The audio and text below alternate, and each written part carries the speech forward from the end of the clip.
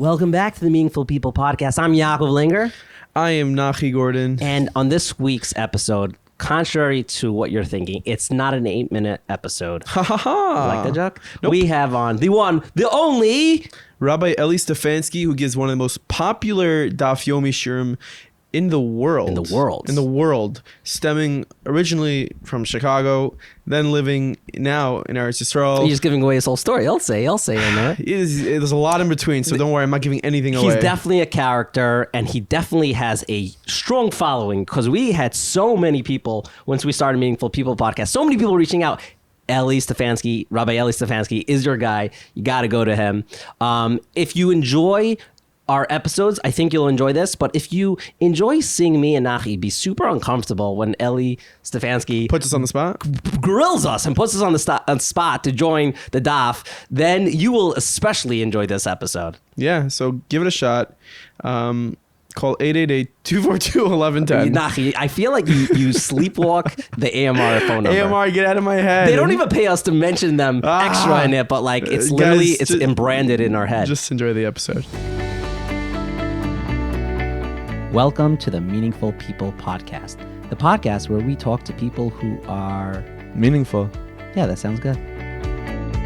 We're sitting down with the biggest Minute Shiur, perhaps the biggest Minute Shiur in like the world right now, Rabbi Eli Stefansky. Thank you so much. Eli. Rabbi Eli. Thank you so much for coming in. It's a pleasure. It's an honor, really. I've been waiting so long to meet you guys. You guys don't realize the hashpah that you have on other people, the meaningful minute, the meaningful people, and it's a tremendous thing to be in a business like this and promote Yiddishkeit, Torah, Kodesh Baruch Hu, and all that. So it's a pleasure. So I like where you're going with this. Say more nice things about us. This is very nice. So we're gonna get into the numbers of like how many people actually watch you every day and your DAF experience. But take us back to your younger days. You don't go by, but people refer to you as Rev Eli or Rabbi Stefansky now. But you weren't always Rabbi. Just Eli, yeah. Or giving a share. So it's interesting. I lived in many different places. I was born in Lakewood, and my parents liked to jump around a lot. And we lived in Far Rockaway for many years. I went to Darche. My father was a Rebbe in Shar Yashuv. Forest Hills, Long Beach. We moved to Israel 3 times, and the list goes on and on. I went to Hasidic Chadarim. And if I was giving a shiur right now, I would make a chart for this to explain how it looks. And it would look something like this. I made something special for you guys. For those listening, he did. Wow. That's all the places you lived. Basically lived. And learned. Okay, wait, so for the people who don't, for the people who can't. I don't know, can you see this? Well, Which people camera? listening, the people listening, audio are like, what the heck? all I say is it says you went to Tag. That's a girls' school. Yeah, it's a girls' school here, but they had a kindergarten there, and I went to that one, yeah. So Oh, you did? Oh, I thought you were joking. I went In to 77, you went to Darche. 78, went to Yeshiva Karlin Stolin. You're going to read them all? That's a lot of them. I went to Munkach, I went to Skver, I went to Panovich. I think I'm getting a feeling. I mean, I've seen some of your shiurim, but like, there's, for those who are listening, there's a massive planet Earth, and you have Ravelli on a plane, like photoshopped in, and it has this whole journey. This is very impressive. And you went to a lot of places, Chadarim. Like that's. My parents only made 3 aliyahs. 3 of them failed. Okay, why'd they fail? Different reasons. I mean, one of them lasted for half a year. One of them lasted for 4 years. There were 3 different times. 3 different times, yeah. That's incredible, like perseverance. Yeah. It's like, you don't get the hint. You just keep trying again. Was it My dad wanted to make aliyah, and every time was something else. I had a sister that was born prematurely, so they had to move back. Each time was different. But, I picked up Hebrew. I went to some crazy yeshivas there. I went to Tashbar. I don't know if you're familiar. It's like the most Haredi cheder in the world. I've heard of Tashbar. And I made it to Panovich, Yeshiva Ketana, somehow. I learned by Ramichel Yuda Lefkovich as a 13-year-old. My father also, he really pushed the Torah thing on me. He's a big masmid. He learns a lot. And he figured that if he skipped me 3 grades... 3? 3 grades. Oh, no. 1, 2, nah. Listen, 3 failed aliyahs, 3 grades. Like, there's a theme. And no, I'm not a genius. I'm not smarter than anybody else, but he wanted me to be advanced in learning. That was his thing. Okay. So when Darchi didn't work out for him, he sent me to Karlin, to Munkach. So that was the... Was it hard for you that your family was bouncing around in so many places? That was one of the hardships. Being very young was another one. But yeah, it was interesting. It made me who I am today. But you different experiences. I'm not stereotyping you, but you're originally from. I am technically. You're originally from Lakewood, and you went to a few like I would say more yeshivas, but you don't really seem like yeshivish. It's like what do you consider Panovich? Like Panovich is the ultimate. Yeah. You don't look like a classic Panovich person. No, but when I went there, I had the nice payas. Really. My father used to learn with Rav Shach every Motzei Shabbos for a couple of years. So I had the schus to go with my father every single Motzei Shabbos and watch them learn. And Rav Shach came to my bar mitzvah. Rav Shach came to our home once to visit my father, which was very unique. He came and the whole neighborhood came running. The Gadol Adar is here. What's going on? And my father was he's not American. He's Israeli, but he lived in America. And he came to Ramat Hanan. And all of a sudden, Rav Shach shows up at the door. It was very interesting. So that was the life. Do you use that like Panovich experience as an asset for what you're doing today? Absolutely. And one of the interesting things is that part of the shiur, we'll get into it later, is this achdus. And some of my best friends from the shiur and the people that are the biggest advocates are Lubavitchers from Crown Heights. And they have the contrast, the guy that went to Panovich and Rav Shach came to the bar mitzvah and that whole thing, and best buddies. Really? Lubavitch, yeah. Oh, that's a nice achdus. So I guess before any of this shiur stuff happened, you were a businessman, right? Yep, still am. You still are. So what did you do? I was gonna say businesswoman tag, but we'll see. Yaakov Langer. Okay, sorry, yeah. What is it that you've done that you do? So I did the kol thing for 6 years. Mm-hmm. And I didn't have zitzfleisch. It was very difficult for me to learn for more than an hour at a time. And every few weeks I would jump to a snowboard trip and go here, go there, do the thing. And I realized that learning might not be my biggest strength. So I went into the workforce. I started working. I had first a catering business in Chicago. And I started doing renovations, renovated a bunch of houses, flipped houses. And then I went into multifamily housing. I've heard from it. You'll tell me if you're right. You own even currently like a lot, maybe even I don't want to say the number, like few thousand apartments. Yeah, Baruch Hashem. Crazy thing. This might give chizuk to people that are listening. I was a caterer. I was doing a wedding one night, and individual by the name of Mark Summers. He's a real estate broker. He comes over to me in the middle of the wedding. I was really busy running around, making sure things are going. He says, "Hey, I got a great deal for you. I have 2,000 apartments. It's $65 million. It's in Indianapolis. Are you interested?" I said, "Are you smoking? Like, what's wrong with you? 2,000 apartments. Like, I was just dabbling, a house here, there." And I just said goodbye to him. I said, thanks, but no thanks. And finished the wedding. And I went home and I started thinking about this conversation this guy had with me. I was thinking to myself, wait a minute. Why can't I do 2,000 apartments? Like, what's stopping me from doing 2,000 apartments? Well, maybe $65 million. Right. So I started breaking it down. It was like, if it was 100 apartments, would it be easier? If it was $1 million, would it be easier? Yeah. How would I do $1 million? I'll go to this guy, that guy, and I put it together. So it was 200, and I just kept on building it up until finally I said, you know what? What if I just break this down into pieces? Don't look at it as 65 million, but look at it as 2 million plus 2 million plus 5 million. And I called up the guy the next day. I said, I'm interested. He said, okay. And I had a minivan. Went down with the minivan, and the other guy, the owner, says, the guy with the minivan is going to buy this. He says, don't worry, no, he has a Lamborghini. All the apartments won't fit into that minivan. Yeah, so to make a long story short, that's what I did. I went around to different people, and I said, hey, I got 100 apartments. You want to be partners? Yeah, and that's how I sold off most of them until I was like left with, it was like 350 apartments, and I just couldn't get anybody. I had to beg my brother to take a loan on his home and my best friends. And Baruch Hashem, we put it together. Wow, imagine that didn't work. I actually quit my job, my catering job in Middle, And I have a lot of stories. I don't think you want to be here all the crazy stories of Hashgacha Pratis, but at the end of the day, it all worked out, and it's tremendous siyata d'shmaya, and that actually gave me the vision. Like, I believe anybody could do that. If I could do it, anybody could do it. And once I had that self-confidence, so to speak, I said, I could do the same thing with a shiur.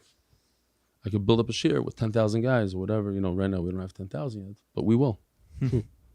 So I guess you would say you really dove into the real estate world, and I guess that's successful. 3,000 apartments. But I guess you weren't satisfied. You wanted more, or not even more on the business end, but you wanted to do more. So wait, can I interrupt you for a second? You sure can. Sorry. You're going away from real estate. I just have a quick question. Sure. Is there? I mean, you seem like good at explaining things. Could you give us like a small tip in real estate for people who are just in case Yaakov wants to buy 3,000 apartments tomorrow? You never know. Maybe someone came over to me and said he wants. Well, to Yaakov, you're looking for a house. I am looking. The tip I just gave is a great tip. Don't talk yourself out of things. Sometimes people don't have the confidence to go into any deal or any job or whatever. You could do it. You just have to put your mind to it, and you could get it done. But I think the main thing in real estate is in any area, any job or whatever, is experience. You got to get that experience. I worked for 2 years as just manual labor, as an electrician, as a plumber. So I renovated a lot of the homes myself. I was very good at renovating. And then when I bought these properties, that's what I did. I would see the upside. If some of these apartments, you wouldn't believe it, they had like green carpet in the bathrooms. It was crazy. And that's the stuff I love. Mold is gold. Carpet in the bathroom those are the best apartments. You see, that's where it's interesting. It's like a very optimistic approach. Like you're finding the things that are everyone's seeing as super bad and icky, but you're like, no, this is my opportunity to flip it. That's where the mitzvah is, Right.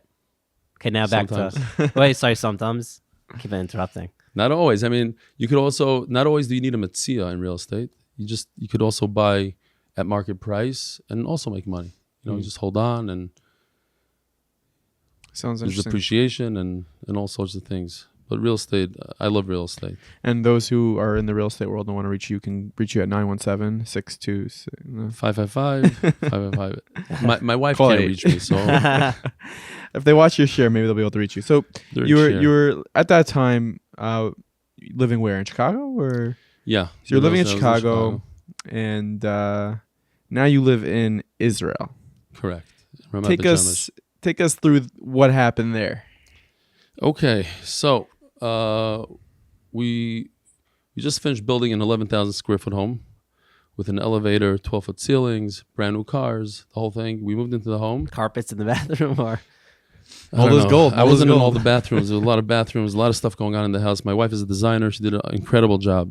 We lived there for 3 months, and I was about 40 years old then. And it was like a midlife crisis kind of thing. I was thinking to myself, okay, now what? I have all this.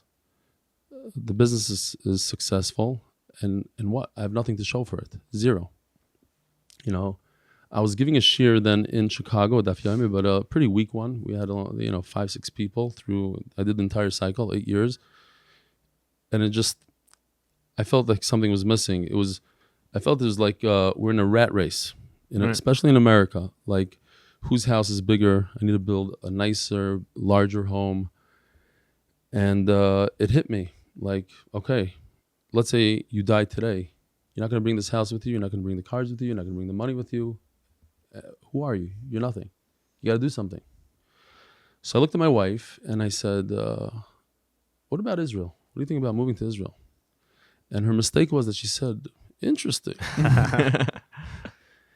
And I said, okay. And then like 2 hours later, I said, by the way, you said interesting. I bought tickets for myself. I want to go check it out. She goes, what?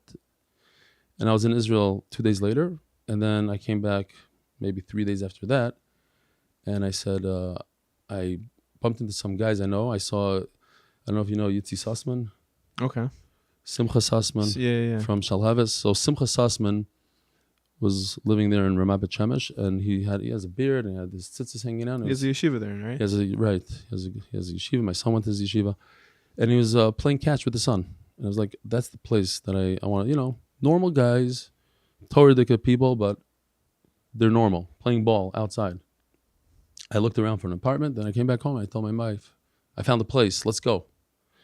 So, typically when you want to move to Israel, it takes like a year, nefesh b'nefesh, plans, lift. 2 weeks later, we're on a plane, 12 suitcases. We went for a year. It was like a little bit of a trick. I think she knew it was a trick. I said, let's just go for a year, try it out. And that's it. We stayed. Are you kidding me? 7.5 years later. Yeah. 12 suitcases. And most of our stuff is still in Chicago. I came now to pack it up. I just sold the house 7.5 years later. And so now it's like official. Like there's no turning back at this point, really. So it's been 7 years since that. Unless you do your parents' like form and you just bounce it. Like you'd be in Israel for a few years. It's in the genes. Right. That's what people are concerned. But 7.5 years is pretty. I think it's more than my dad ever did. So right. One place, right? And your wife and your kids, they're happy there. I don't know. I never asked them. It depends.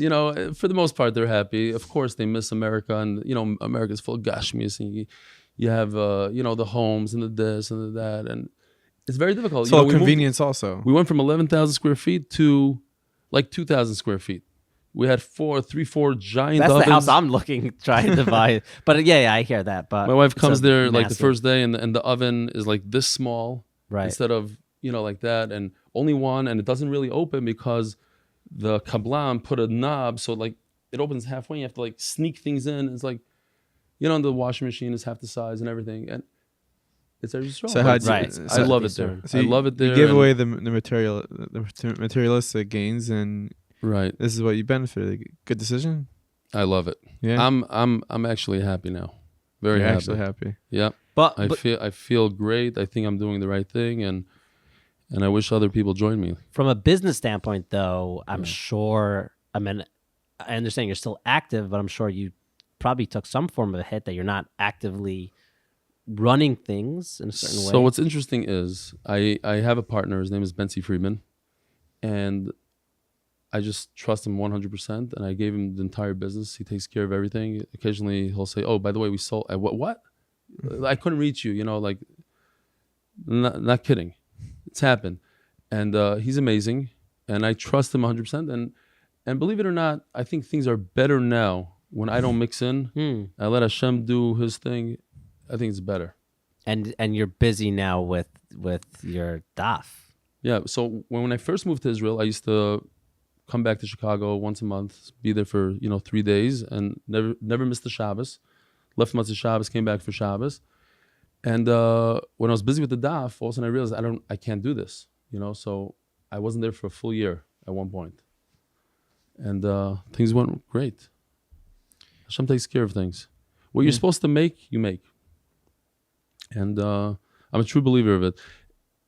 To elaborate on that, we all say that whatever you're supposed to make, that's what you're gonna make, but you have to make it shtadlus. You can't just sit back and so you work. But how much shtalis do you make? There's so many things in life that we have to make a shtalis for. Shalom bayis, diet, chinuch. How many people go to chinuch classes? How many people invest in their shalom bayis? But when it comes to parnasa, everybody's machmer. So they work 15, 16 hours a day. But why? If you work 12 hours a day, you're going to make the same amount as you make 15 hours a day. It doesn't really matter. But they're working and for what? So you do your shtalis, and then you let Hashem do the rest. Before we delve into your daf share and stories and your experience with that and the achlus it's bringing, we had a conversation before, and something that came up nonchalantly. We're talking about you like to have fun, and so it came up is airplanes and RVs, and could you elaborate a little on that? It's very interesting to Nachi and myself. I saw a plane landing here once. It said Stefansky on the wing. I'm a little bit of a wild guy, and I love flying, so I got my pilot's license, and it was only natural that I had to buy a plane. I I have properties that are a few hours away, and I had to buy a plane. I had to. Not like a Boeing 740, like a No, a little Cessna 182, one engine, single engine prop, and I didn't really have to buy it. You Right. can drive, and it's probably faster. But you like flying. You like it up there. What's I it like like flying? What's it like up there? It's amazing. Peaceful? It's crazy. You might So be our it's- first guest who's a pilot. Yeah. I used to want to be a pilot, by the Maybe way. Ray Bender's a pilot. It's- Also, I don't know. Really? But no, I'm kidding. There's a joke. I don't know. Maybe. But no, yeah, but that's actually, Amari. You wouldn't fit in there. Yeah. no, I'm yeah, that's actually very interesting. Yeah, what does It it feel like is. to fly just up? be like, let's say 17,000 feet, just cruising, and it's just you. And You the don't go clouds. that high. It's these single guys that you see on on the weekend flying Right. by, but you get from place to place, and it was a lot of work actually to become a pilot. It's not as simple as Oh, people yeah? think. Yeah, it took me a few years, but that's because I wasn't concentrating on you have to read a book like this thick on weather and boring stuff. So I mean, I feel but- like pilot school is not one of the things you want to like cheat out on. Right. Like I did an EMT course, and like it was like one of the things. Like in high school, I wasn't a great student, but if it comes to like learning certain life-saving methods, you kind of want to know it. this because in high school you learn about like photosynthesis, and like, Yeah. if you don't know much about photosynthesis, you'll probably be okay in life. Yeah, but if you don't know how to land the plane, it's probably gonna be an issue. if you make a little mistake here and there, it could be a problem. Right. It'd be a problem. I had a few issues like that, but Baruch Hashem, I'm here. What's interesting? It's not interesting. It's sad actually. There was a guy that I was. I didn't know that well, but he was a guy in Chicago, from guy. His name is Moshe Menorah, and he owned a plane, and he owned properties.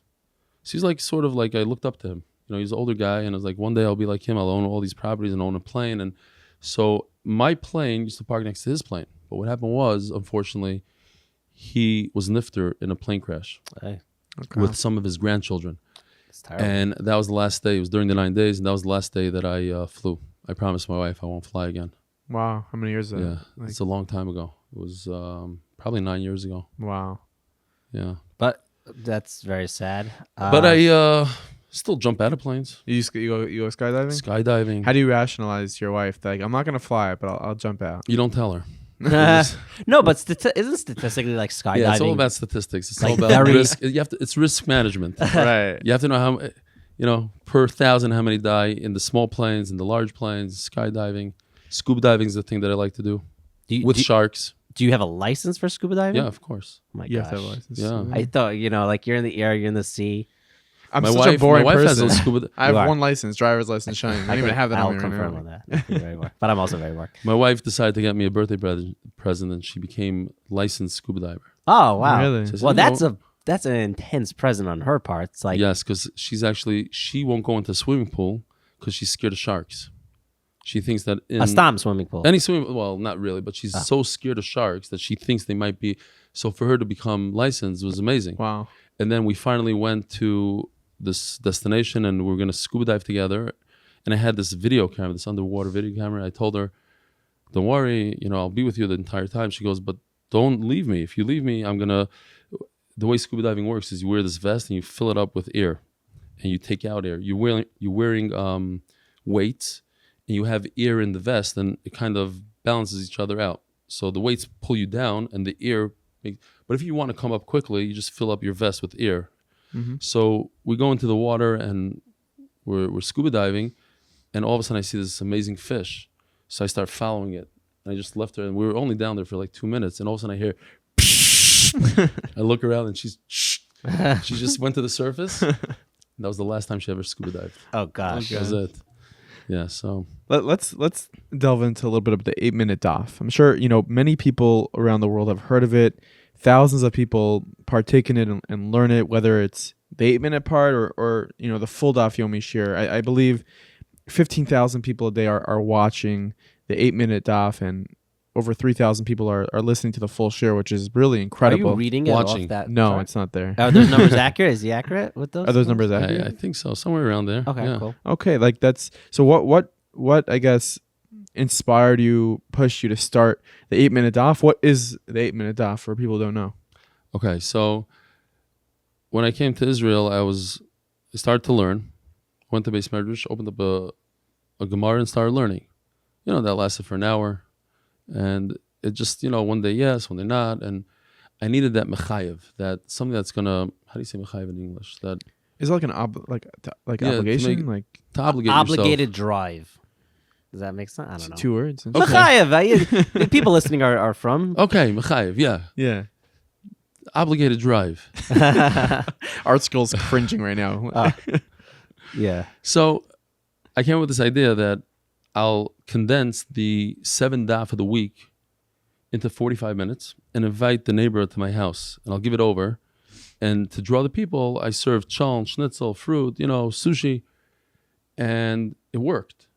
They didn't want to hear the 7 daf; they wanted the schnitzel. Yeah. So, but I didn't care. I knew what they were coming for, and they came. But I had to work hard. And even when I went to America for real estate, I was learning. I was learning on the plane, learning on the way back. Always made sure that my flight makes it back to Israel before Thursday night shiur, and I would give the shiur. And that drove me to learn every day. And one day I got this call from my brother saying that his wife got sick. She got the machla. And on the spot I said, I have to do something. And perhaps I should just, instead of doing 7 daf in a row in a shot, condensed like that, let's do 1 daf every day and send it out on a WhatsApp. And I just on the spot, I said, I did the math, let's give it 8 minutes. 8 minutes per daf. Called it the 8-minute daf. And basically it's the Daf Yomi of that day condensed into 8 minutes. It's a summary of the daf. And it has a lot of, because I use a lot of charts during the regular shiur, the live shiur, so we superimpose the charts on the screen, so it has, some sort of video effect. And in the beginning, I didn't know anything about video editing, and I started editing myself, and it started growing pretty rapidly. And then by the Sima Shas, by Brachas, the first few days, it was crazy. It went from 1,000, 2,000 subscribers to 15,000 in just a week. Wow. Today it's more like 20,000 maybe. Did you expect that, or were you shocked? I was pretty shocked. Yeah, I did not expect that many. I told people we're going to get to 10,000, but they thought I was crazy. And truthfully, I didn't believe that we'd get there, but it was a goal. Right.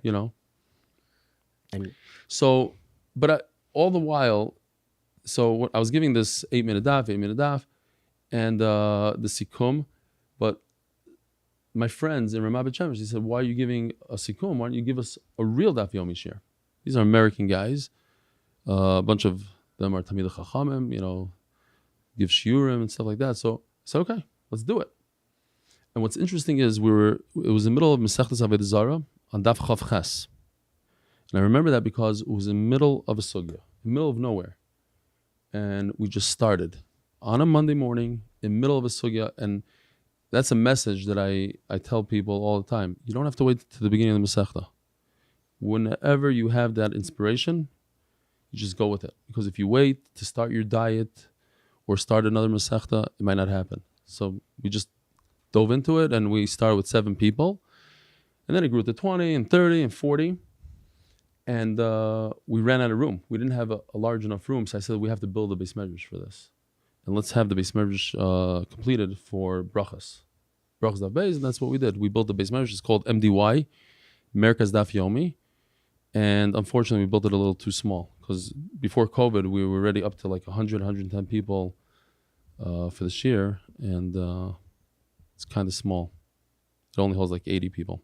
And what I guess what you don't have in person, you have sort of in the digital world, where people are watching this shiur, are interactive, and they're very much, involved every day. It's a big part of their lives. Exactly. So what's very interesting, and it was a big siyata d'shmaya, COVID. We were very sad. We just opened the Beis Medrash. We just finished Masechtas Brachas, the first Masechta in Shas, and we started Shabbos, and we were going strong. It was only 15 days into Masechta Shabbos, and everything came to a halt. We had to shut down the Beis Medrash, and I had to start giving shiur from home. And somebody said, hey, there's something called Zoom. What's Zoom? We didn't know what Zoom was. And that happened to be a blessing in disguise, because Zoom brought in a whole different element. People from all over the world started joining. It became a real family. And that's what's special about the shiur. It's the camaraderie, the amount of the type of people. We have people, the most Hasidic people that don't speak English, to people in South Africa and all around the world, and modern Orthodox and Orthodox and Charedim and Magidi Shiurim and Tamid Chachamim and Amaratzim and Geirim and Bali Tshuva. It's if you go on to Zoom, you're not going to believe. It's like the United Nations. It's like every morning. Every morning, you got the guy with the kippah sruga next to the guy with the long beard. How does that, why do you think that is? Why specifically this year does it draw such a diverse audience? There's a sense of achdus. Like everybody feels like they belong. Nobody feels out of place. The Lubavitcher gets along with the Litvischer, and the Hasidish with the Misnagdish, and the Sephardi. It's unbelievable. I feel privileged that I'm part of it, but it's humbling. It's unbelievable. People doing the daf, and you talk to anyone who's doing the daf, it's very rewarding, but at the same time, it's a very big commitment, a very big obligated drive. But for the one, I'm always curious to ask people who are giving the daf, how is it harder than I think? Is it easier than I think? For me, it's a lot harder than you think. Yeah? For me, because I give it my all. It's all day long, all day. I hardly sleep, and it's nonstop. Is that? It's nonstop. It's like I give a daf on Yom Kippur, Matzah Yom Kippur, Matzah Tisha B'Av, Chol Hamoed, Erev Pesach, Erev Sukkos. How do you have time to really prepare? I mean, you're traveling. No, I don't travel. That's done. Well, he doesn't do business. He doesn't travel. You're here right now, though. Right. This is unique. How are you doing tomorrow's daf? When I travel, it's all-nighters. It's a lot of work. It's a lot of dedication. So you went through the cycle already, right? Yeah. For you, what was the hardest Masechta? I wasn't blessed with a great memory, and it's a bracha. For me, every daf is like brand new. I don't remember anything. Really? I don't remember a thing. Zero. I mean, literally from last week, I don't remember. But Eruvin is pretty tough, like they say. Probably Yevamos is kind of interesting with all the different, father's mother, sister, to do all those charts. But they're all very unique. Every Masech is unique and fun, and so you keep bringing up these charts. I'm guessing this is not typical Daf Yomi shiur that you just open the Gemara and go through. What could you explain, maybe even for the people watching, if you could show what do you mean by charts? Okay, so what's unique about the shiur is that it's very visual. It's hands-on. I try to do as many hands-on things as possible. We brought a sheep. We shechted a sheep once. We did a mincha. We baked. Did a flour. A carbon mincha, flour with oil. No, Like, that's incredible. Carbon mincha. Oh, an actual carbon. Wow. Bris milah. Well, not the actual one, but brought the knife and this and whatever. You basically make it more. You bring people in. It's not just a concept and idea. The idea of the shiur is to make learning fun in any way possible. We'll be right back to our episode with Rav Eli. But first, I need to tell you guys the first part to a story, and Nachi's going to finish off the story. You ready, Nachi? Yes. Okay. So there was this little girl. The story happened in 1995, and if you hear anything about it, you have to know that the story is true. Okay. 1995, this little girl, she was in Beis Yaakov, and she woke up one day and she wasn't feeling well. Of course, her parents went to the pharmacy, and unfortunately, the pharmacy didn't have the proper medication to take care of this girl. But that's when everything changed for her. By the way, AMR didn't exist yet, but something happened to her that revolutionized what AMR pharmacy is about. And what happened to her was this. Nachi, go for it. So she was just laying there in bed, not feeling well. And then it dawned upon her parents, there needs to be a revolution in the pharmacy game. Okay. And these parents raise their kids with that in mind, that we need to up our game in the pharmacy world. One of you is going to be, running a pharmacy one day. Is this origins to the AMR pharmacy? And that's how Shiggy Rosenberg was born. What? That's Shiggy's parents. You were the little girl? No, that was his sister. Oh, okay. The Shiggy's parents, and he started AMR Pharmacy, and he was raised with these values imbued in him. and Baruch Hashem, his sister's doing incredible now because of just the development of AMR, and just life in general is good for her. But it's a story like that just warms our heart, being able to talk about AMR. It's a real humble beginnings. You know what I love about this origin story that we just made up? What I love about it is the fact that they, in this fake story, they took the pain and they said, you know what? How can we build off that? Sometimes people take pain and they just go with it. They're mevater. But he's like, no, I'm going to use this as fuel to change the world. And that's what AMR Pharmacy is about. Yeah, they are. So give them a call at 848-222-1110 or head to amrpharmrx.com. Also, if you have a kid who's 11 years old and they like wearing ace bandages, put an end to that. What's with that? Stop wearing ace bandages if you don't need it. Enjoy the rest of this episode. I start off every single shiur with an email or two. I get a lot of emails, and Can I interrupt you for a second? Yeah. I literally before something work related, I'm doing some research on just awesome email newsletters, and I asked it on my Instagram, and a few people said their favorite email. It wasn't like I said anything. What's your favorite email? And they said your email. What does that mean? When I read it? I don't know. You send out an email. The email that you send out. No, okay. There's two things. Am I mixing something up? Yeah. No, we send out we send out a Ora Merkaz. It's the newsletter email. Yes. I don't think that's. That's not it. No. I'm gonna go to it. I'm reading email. I read emails. Maybe that's what it was. Maybe that's what they're referring to. So what does that mean? You read emails? Okay, so every day I get emails from different people. Oh, the weekly newsletter. Yeah, that's Ora Merkaz, right? That's okay. See, you don't even think people not like it, and this is literally what someone says. I don't know. Joey Saz. Really? Yeah. The guy that's crazy. Really? It was work related. It wasn't I thought you were messing with me. No, I promise. I did. Okay, great. Real deal. Ora Merkaz, that's our newsletter. Yeah. So some guys put together a newsletter, and it's great. It also creates camaraderie. They showcase one of the guys from the shiur every week, and different people from the shiur bring in the Torah, etc. That's really cute. Yeah. So I read an email or two from people around the world every day. That they send to you? They send me emails every day. I got 25 emails yesterday. I'll take the 2 best emails and I'll read them that I think are best. And, it's anywhere from, I haven't learned Torah and I'm 82 years old and this is the first time I'm learning, to, you changed my life. You're the greatest or you're the worst. If somebody makes fun of me, I read that also. That sort of thing. So we start off, with a little humor, we're relaxed. Then we get into it, joke around, a story here, hashkafa. I always try to point out something from the daf that has to do with day-to-day life, that sort of thing. Is it? That's why. Oh, the charts. Yes, for the charts. Let me see. I brought some charts with me. I'll audio explain for those that are listening. And I do these things myself. The Egla Rufa. Very. Egla Rufa. Here's one where it was a magnet thing. It's hard to show, but basically, this one comes off and on. 3 steps of challah, and they move around. That's awesome. If I have anything else here. For those listening, these are very visual here we charts. Go. And there's 3 stick figures of women, and they're doing the mitzvah. For those listening, just go on YouTube for a second and watch. This is awesome. Hey, here's Amaretz. I call him Amaretz. So it became a Ralph thing in the from shiur. The Simpsons picking his nose.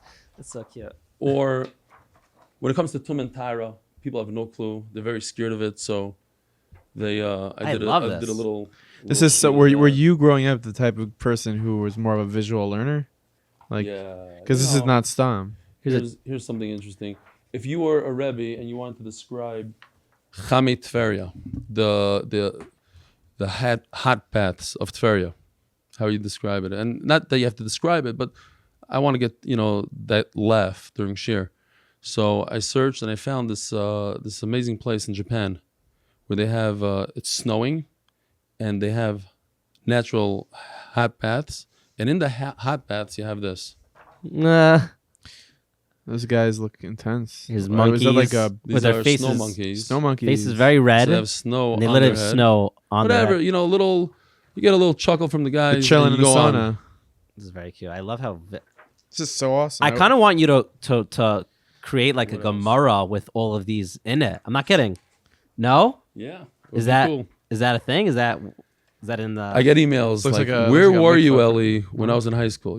Right. This is awesome. I love learning. I want to learn. I want to come. So, and a message to this is Shemona Shratzim. I'm very proud of this because I do this myself, Well, what program do you use? Paint or like Canva? Just Word, believe it or not. You do this on Word? On Word. That's Wow. It's a little crazy. Yeah, because I don't have a background in design at all. So. And you don't want to. You enjoy. I imagine you enjoy doing this. I do. Anything that's to do with Torah and promoting it and making it more accessible, more fun. Every share you have, it comes with a sign or almost every shiur. I mean, tonight's shiur, for instance, I'm giving here in Rockaway. I didn't bring a printer or anything, so most likely won't have any. But most of the shiurim have, if it's a pasuk, so I'll highlight the word that's that's important, and other words and different psukim, charts, anything. Cartoons, anything that will make somebody laugh, take him away for a second from that, because I'm just a balabas and I'm teaching like I would want to be taught, not that heavy style, this Rosh Yeshiva, Omer Abaye, it's more like Torah is fun, enjoy. I see you brought over here emails that you printed out. Do you want to read one of them, or two of them, or seven of them, or not really? I mean, no, you've referenced. This is a really long one, but I thought it was interesting. This guy is from the Five Towns. He's a dentist here. His name is Bjorn Schwartz, and he gave me permission to say his name. Basically, when he was in high school, he went to this new school and he wanted to do really well, and his father hired a tutor to teach him the Gemara, and he should do well. And he was all excited. The day of the test came, and he sat down, and he couldn't believe it when the Rebbe called out that the test is on a different daf completely than what he prepared. Okay, so he did the test. He gives the test in. The next day, the Rebbe picks up his test in front of everybody and says, "What's wrong with this guy?" Like, he said something not nice. Like, he called him a name, and he's like, "I can't believe a guy got a 0 on a test, a 0." And he basically started crying, and he put his head down, and he said, for 30 years, he didn't open up a Gemara. Wow. Until he found out it was shiur. And it was life-changing. And now he hasn't missed a daf in, I don't know, probably a year, more than a year, from Brachas. And he sponsored the siyum. He did like a $20,000 siyum with all this MDY paraphernalia and cups and mugs and Gemaras, and because he's so excited about learning now. And his wife, it says here in the email that his wife, she's in charge of his schedule. She blocks out an hour. You can't talk to him. You can't come into the office from, I think it's 2 to 3. That's when he watches it on YouTube. And we get emails, That's really all these people that had a hard time in yeshiva, had a bad experience with the Rebbe, 70-year-olds, 80. Here, this guy's 80 years old. Lenny Hamel. He says he's 80 years old. He's from South Africa. Yeah, you read it. You want me to read this? Why not? I'm not so good with my Kriya, but dear, but we'll try new things. Why not?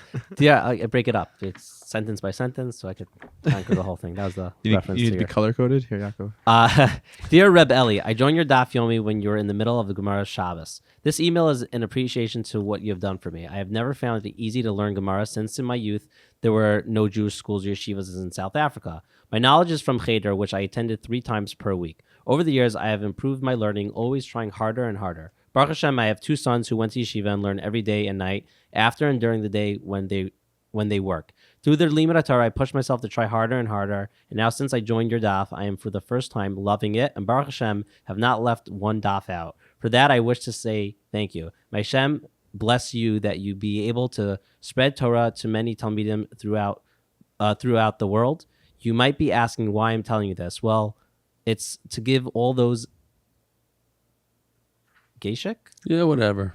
Make a word up there. To give all those people inspiration to learn no matter how hard it is. By the way, I'm now over 80. P.S. I do not want you to mention my name. But you could. And He gave me permission. I feel so awkward that he just meant that. We just outed He gave him. me permission. Lenny Hamel is his name. Over 80. Yeah. Oh. I mean, we got a few of what's these. over 80 years old called? Like, what do they call those people? Wise? I don't know.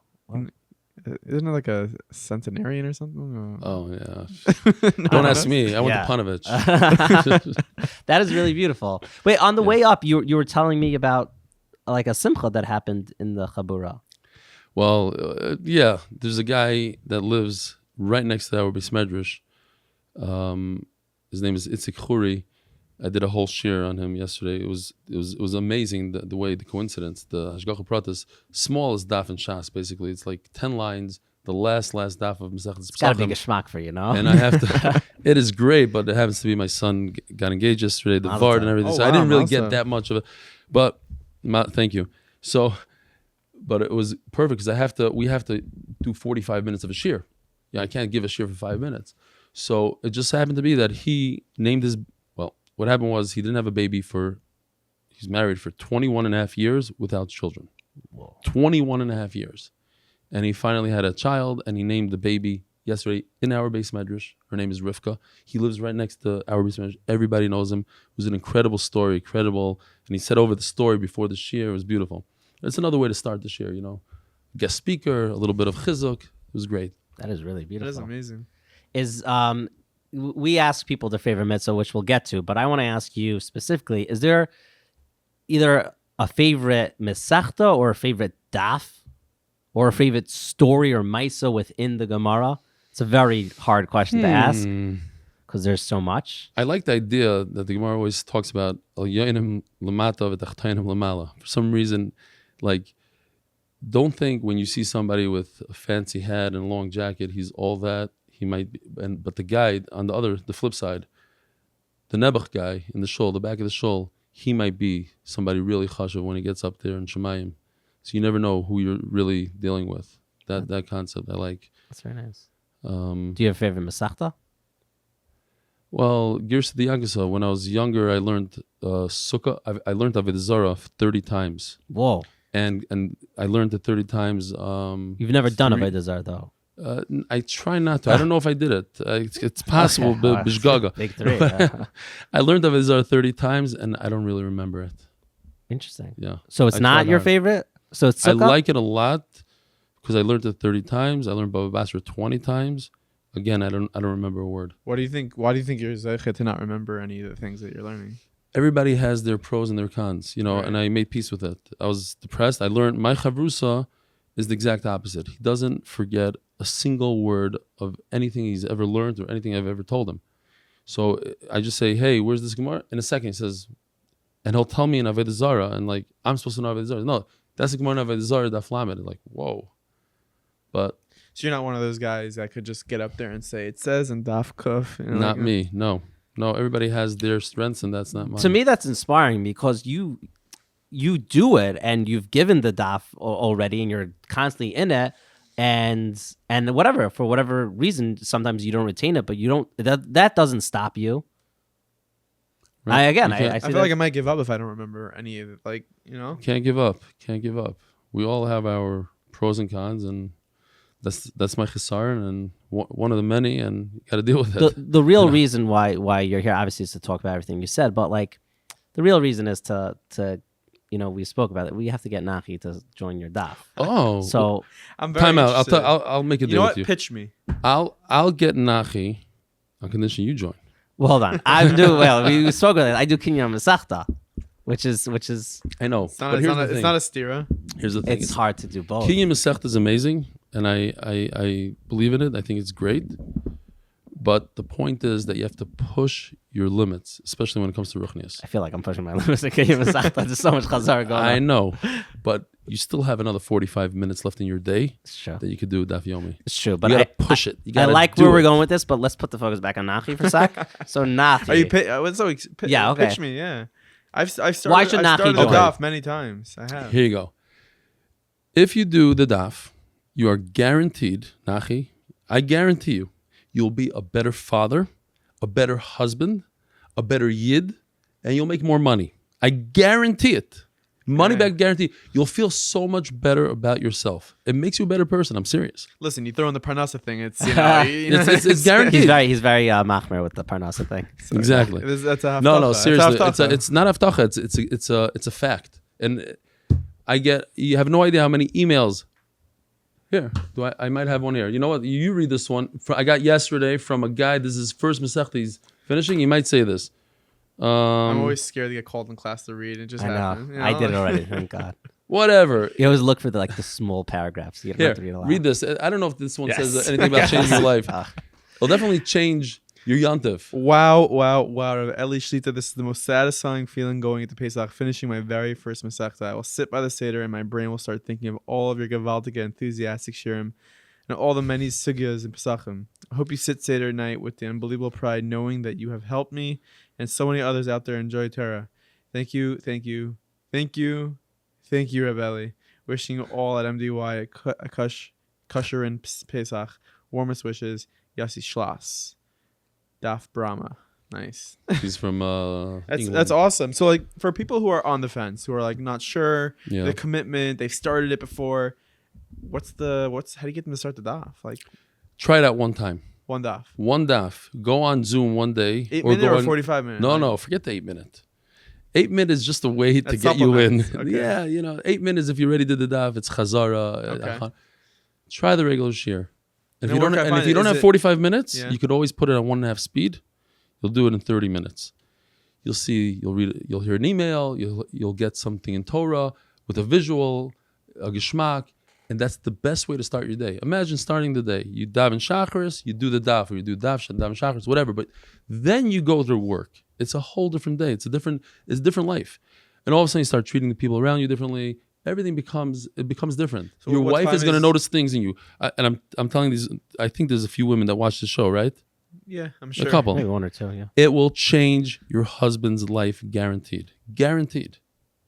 It's not like it's not a sgula. It's just a fact. Because if you immerse yourself in Torah and you start your day off with Torah, 45 minutes, and you're enjoying that Torah, you don't feel forced. It's not like, I have to do the daf. Oh my gosh, people are looking forward to this.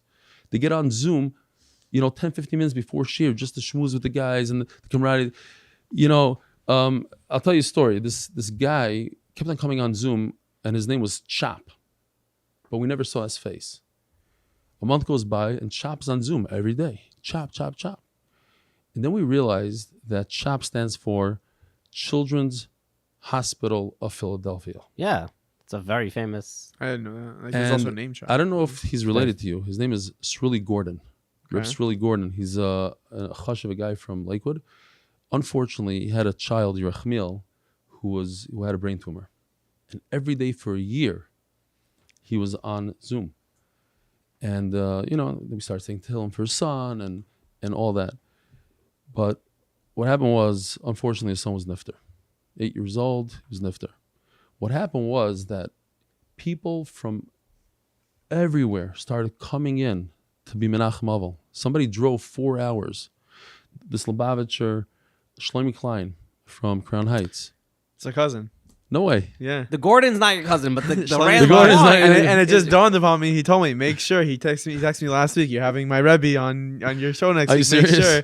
Wow. Sometimes my cousin. Yeah. So HP. He's a great guy. Shlomi Klein is a great guy. So he comes into to be Menachem Avel and he says, "You don't know me," but he goes, "What do you mean I don't know you? You're Shlomi Klein." And everybody recognizes everybody because you see their face. Well, not everybody's on Zoom, but those who are on Zoom is like. And then another guy comes in, and another guy, and he wrote me an email afterwards, like, you don't understand what a nechama was. It's not like it is a family. And then people realized that this guy is not communicating because it was in the beginning of Corona. So they told Reb Srili, you have to make a choice. You stay with your kid here, or you leave. But once you leave, you can't come back in. We're locking the doors of the hospital. So he made a choice to stay with his son. But that meant he had nothing to do with his family. So guys from the shiur bought him a laptop and put a laptop, set him up at home, and they didn't have internet, anything, and they go. Some guy found out that his kid, another kid, not the one that was sick, another kid, like a 12-year-old, wanted a kayak. All of a sudden, a 15-foot green kayak shows up in the mail, and it was like crazy. They bought him a pillowcase that said 8-minute daf or whatever for Yerachmiel, and it was just the camaraderie, the the chesed that goes on. It's unbelievable. It's a true family. So what time is it every morning? Like, let's say tomorrow morning I wanted to go on. What time is it? So first of all, you have to come tonight to the siyum. So that's a good way to start doing the daf. The shiur is based on a 7:15 shiur in Israel time. Right. So I don't know. I think that's like 1:15 New York time, a.m., which is kind of tough. But there are a lot of people from New York that stay up to watch it. Yeah. Bunch of guys that, That's for live, but it's obviously recorded. Right. It's recorded. And they're all on YouTube? All on YouTube. Okay. That's very interesting. Do you have a favorite mitzvah? Yep. I would have to say it's Reishis Hagez, shearing the sheep. Oh. No, I'm just messing. Is that that's a real? See, hold on. I'll be straight up. I didn't know that's a mitzvah. That's a mitzvah. Yeah, I guess. I don't know. I don't know. You knew that was one of the 613? There's so many of them. I was going through. I want a chart from you of all the mitzvahs. Well, most of the mitzvahs. That's why. Here you go. You just talked yourself into the fact that you need to do the daf. Oh gosh. Because Kiyum Masechta, you're gonna know 10 daf very, very well. But there's so many mitzvahs out there. I'll give you an example. Here, I ask people this: when Mashiach comes, and he's coming this week, this Pesach, how many karbanos do we have to bring? 17. No, everybody's gonna say. I went. Nachi's like, look at me. I went. You have to bring a carbon Pesach, right? I have no you have to bring a carbon right. Pesach, but there's other karbanos that people don't have a clue. You have to bring a chagiga the day before to supplement the pay. You have to bring another chagiga. The Oiles Ria, people don't know. There's 5 karbanos they have to bring. You have to bring 5. There's 5, and not every person in your family has to bring. Yaakov, you'll bring 17. If you don't learn Chas, you don't know. Every single day we learn a new concept. Basically, every day. I was in a shiur once, Rav David Cohen, at learning groups in camp, and there was a Kohen in the shiur, and Rav David Cohen asked the Kohen, "You know how to do the Avodah in Beis Hamikdash?" He's like, "No." He said, "What are you waiting for? Mashiach's gonna come, and you're gonna just be what's gonna happen? It's just gonna magically you have to learn. You have to learn. You have to figure out what you're gonna do. What are we gonna do? We don't know. People get scared about Tum and Tahara. When Mashiach comes, it's all about Tum. Tum and Tahara. Farming is a very scary thing for me with the Meiser Sheni and Meiser Ani. Exactly. I have a chart for you right here. Oh, really? Yeah. I brought the chart. You don't have to worry about it. This is easy. Everybody goes to my shiur and knows this inside out because every single time the Gemara talks about Truma, here's the chart. Oh, nice. You have to give 2% Truma Gdola. Then you have to give 10% to the Levi. Then you have to give 10% Meiser Sheni or Meiser Ani, and then you give Trumas Meiser. I really think you should make a Gemara. I'm really not kidding. And I don't know if this is something you've been working on, but no, I don't have time. You're saying this is a lot of things. This is your baby. This is your life. Maybe one day. So wait, hold on. But what is your favorite mitzvah? I cut you off because I got fascinated with sharing the sheep. Teaching Torah. Teaching Torah. Okay. Yeah, I mean, Torah has that makes sense. That makes sense. Teaching Torah, I guess, with a little bit of a spin to it. If you were able to sit down with someone in history who's no longer, I'm very sad now. Does this mean that it's winding down? It doesn't mean that. We can wind up if you want. We got to get you to your. Are you 8 kidding o'clock. me? It's almost 8 o'clock. This is a lot of fun. Yeah, you're having fun. Yeah, it's a journey of self-discovery. This, by the way, from everyone we've spoken to, you're like, the fact that we're getting more than 4 minutes with you is a pella. You're very high demand, and you're giving us. I'm really hoping to draw more people to Torah, any way possible, especially if they watch the shiur. But that's the goal: get more people to learn Torah, spend a little bit less time on Parnasa. You could afford it 45 minutes to do a daf or 30 minutes. It's so much. It's worth it. So, what's my favorite mitzvah? That's were you asking? If you could sit down with someone in history who's no longer alive, who would it be? I love that question. It became like a staple in my house. Anytime I have a guest, I ask the question. Oh yeah. So it was a toss-up. I'll tell you what the toss-up was. It was between the Vilna Gaon, because I'm a Gronik a little bit. My name is Elio, and I love the Vilna Gaon, and he was like, unbelievable. Everybody, Chafetz Chaim quotes him in Mishbur every day. And David HaMelech, because he was the underdog and just a tremendous Avodah Hashem. So David HaMelech. But at the end of the day, I decided I would like to go with Rebbe Akiva, the greatest Tana that ever lived, and the fact that he started at age 40 kind of gave me hope, because I also started very late in life, and not that I'll ever, but you see that you could start late and accomplish so much. He was, the Torah that we have today, Shas that we have today is from him, And we all know about his 24,000, the 24,000 Talmidim, and that all happened after he was 40 years old. So I'd love to sit down with him. What would you say is the worst advice that you've ever received? The worst advice would have to be to go into a business that I wasn't familiar with. You're talking about business, so. And that happened, or you didn't take that advice. And it was really, really bad. It was very bad, but it was from Hashem. Hashem wanted me to do it, and don't go into something you don't have experience in.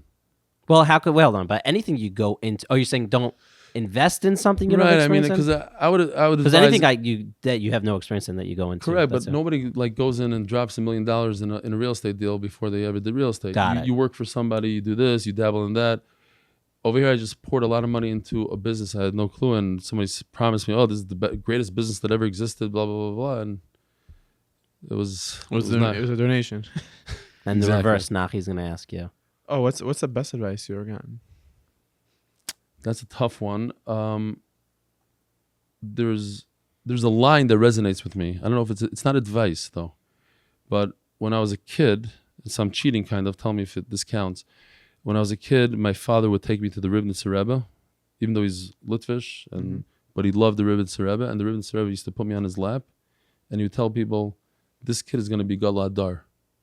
And when I was in the business world, I kept on thinking this line over and over. Like, what are you doing? I'm supposed to be Gadol Adar. Now, I'm not going to be the Gadol Adar, but it resonated in my head. And I don't know if that had anything to do with it, but it's a line that stuck with me. It was something to live up to. Exactly. Something I want to finish off with. It's a unique type of question, but I feel like you're going to have a good answer.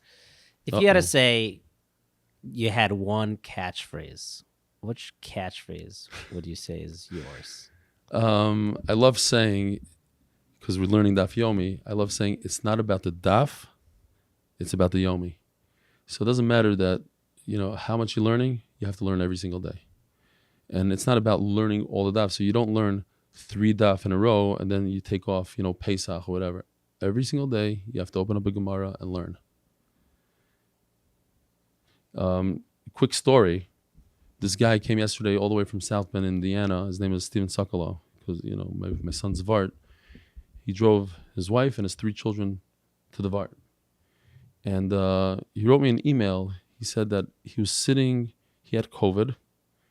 He's in the nursing home business. He's in his 40s, young guy. And 2 of his 40-year-old nurses died from COVID. I guess they had some sort of strain there. And it almost killed him. And he was in the hospital. And he says, literally, you saved my life. How? And I asked his wife yesterday. She goes, no, you saved his life because the doctor said we're going to have to be putting you on a ventilator. If things don't improve, the numbers are weak. And in an hour or so, we're going to put you on a ventilator. So he took out his Gemara, because he brought his Gemara, because he have to do the Daf. And he tried to learn, but he couldn't learn. He said nothing made sense. But then he said, it's not about the Daf, it's about the Yomi. I don't have to learn the Daf. Let me just look at the letters. He started looking at the letters, and he said that gave him chizuk. That gave him something to live for, and he believes that's what pulled him out. So wow, that's very powerful. I like that. It's not about the Daf. It's not about the Daf. It's about the Yomi. Nachi, you joining us? Yeah, I'll see you tomorrow morning. And tonight. We're starting Masechtas Shkalim, but I don't want to date this video. I don't know when this thing is coming out. Yeah, we don't know either. Okay. We're going to be in Masechtas Bava Kama or something. But the point is, whenever someone could be listening to this in 5 years, it doesn't make a difference. In middle of a Masechta, it doesn't matter what. Daf Lamed, you just open up, let's go. Let's do it. Because what's the difference? If you're going to wait for the next Masechta, it might not happen. And now, so you won't finish 2,700 daf, you'll finish 2,500 daf. What's the difference? I know we're basically finished, but I actually just curious about this. Were you by the Sima Shas? No. I was in the Eretz Yisrael. Well, I was in the Sima Shas in Israel. Did that feel extra special for someone who gave the daf? I'll tell you the truth. I was busy outside giving out my card because I wanted to promote the 8-minute daf, so I was giving out my 8-minute daf. I was in the hallway. It's the best time because you're going to get the most people. Exactly, that's actually smart. Exactly. That's awesome. That's funny. You're not even celebrating. You're like, okay, the next round, who's going to join? I'll celebrate. I always tell the guys we're going to celebrate on a cruise ship. That's the thing. Really? I don't know if it's going to happen, but that's what I tell them. So that's the goal. You know, a goal. We're going to be on a cruise ship. We're going to do a massive siyum on a cruise ship. Oh, I got to tell you this one last thing. Sure. For Masechta Shabbos, we were in quarantine where, the COVID thing, and we couldn't do a siyum. We wanted to do a massive siyum in a hotel and do this Shabbos, because it's Shabbos. So get all the guys together for a full Shabbos. It didn't work out. So what's the next thing? What do we do? So a chassid from Borough Park, Avrami Leibovitz, he wrote in, he says, why don't you do a Zoom siyum? So what's a Zoom siyum? I don't know what that means. And then we started developing the idea, what if we did a siyum, a global siyum, people all over the world participate at the same time and say Kaddish at the same time, say the Hadron at the same time. Something that's never been done before. Because, siyum Shas, one guy in MetLife says the siyum and everybody's listening. Over here, it's the opposite. Everybody's saying it. So I had a goal. Let's get 100 locations, which is a crazy goal. And I kept on promoting it. And every year I would say, hey, we have 10 locations already. We have Sweden, England, Borough Park, Muncie. And then next day, 25, 30, 45. And we kept on pushing. This is a game. How many locations do you think we got? Both of you could guess. I'll go with 73. I'm gonna say bad. I'm gonna say you got 100. 530 locations. Locations. You want me to be honest? My real answer would be like 150. But I'm like, okay, imagine your answer is 130. And then I'm like, 500? Like even in the Rebbe's oil, there was a million. There was in Odessa. It was crazy. It was wild. Awesome. I don't know if we'll ever repeat that, but it was. And again, that achdas, the camaraderie, the family, worldwide. Well, Ravelli, thank you for coming on and spending time with us. Absolutely. I look forward to Nachi, telling me about the share and all that. No, come on. You gotta join. You gotta join. I'm in Kenyan right now. Right? Lansky would kill me. You don't have 45 minutes? Because I have in the morning and at night. Yaakov, 30 minutes. Yaakov, you'll make me call your wife right now and get her on the phone. She's gonna. It's hard. I'll be straight up. Kinyam Masechta is not so easy for me. It's a lot. Why don't you try? Because the Kinyam Masechta is also the same concept as. I'm not plugging. I mean, Kinyam Masechta is great. Masechta. It is great. It's the Yomi, and the Yomi for me is it's a lot to do. But it's another half hour of Torah. How could you go wrong? I'm very satiated with the amount of money I'm making. It's a dia satire every daf, more and more. Maybe one day. Maybe I don't want to lie. No. I don't want to lie. No, you can't push it off one day. You got to do it today. We're not ending this. But episode. I'm doing it. Hey, let me tell you something. Yeah. Even if you don't do it, say you're gonna do it. You know how many people are gonna. Right. You know what? You've inspired me. I'm gonna do it. Nachi, you're gonna do it too. Yeah, I'm already doing it right now. Wait, is that what Nachi's been doing? You're just fake. You're not really doing it. No, I am. I'm doing it right now on my computer. But you're not faking. Once you said it, you can't. Now you can't take Right, it back. right, And can't take it back. Nether, yeah. Yeah. Well, please nether. Yeah. Thank you. Thank you so much. Thank you, guys. Hope you enjoyed this episode, guys. I know that you're thinking, okay, I'm ready. Let me just, if I haven't started the daf already, or maybe I'm going to switch to Reb Eli's daf. Nike, just do it. Yeah, 8minutedaf.com. But it's more than just 8-minute daf. He gives an incredible full daf Yomi share. And the night that Reb Eli recorded this episode with us, he had a siyum that he was making on Masechta, and it was filled with 300 people here in the 5 towns of people who are part of his chabur, part of his daf.